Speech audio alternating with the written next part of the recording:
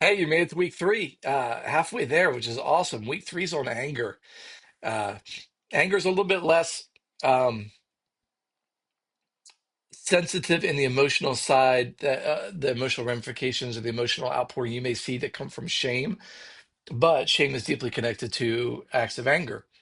And so this may have come up in shame is that someone may have shared they feel shameful for how they've acted or behaved in anger towards someone else, and maybe it was even connected to abuse, and anger was connected to that.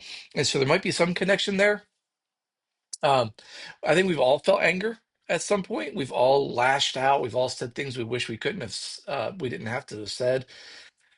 Um, Shame can get connected to that, and even more so when we act out in anger, we create unsafe environments for people and to be themselves and to be honest and to be transparent. So what you're gonna deal with today is people that will excuse their anger.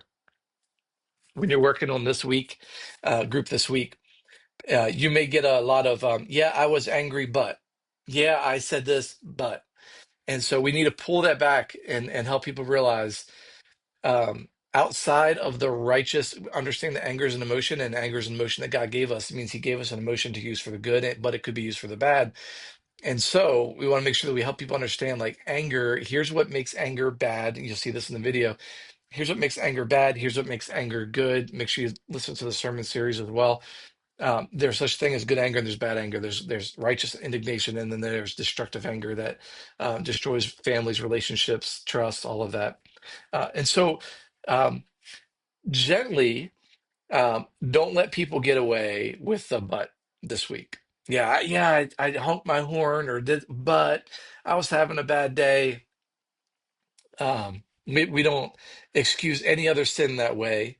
And so anger done in a sinful manner should not be excused either.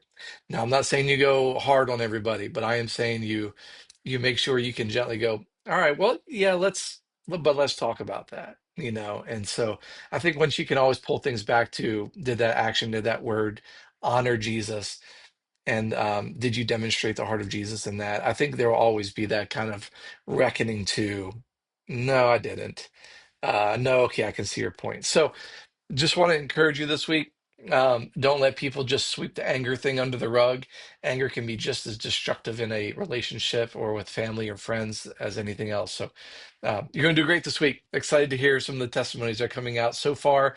Week three, you're halfway through, 3 more weeks to go. We believe that God is using your group. And so thank you for doing it.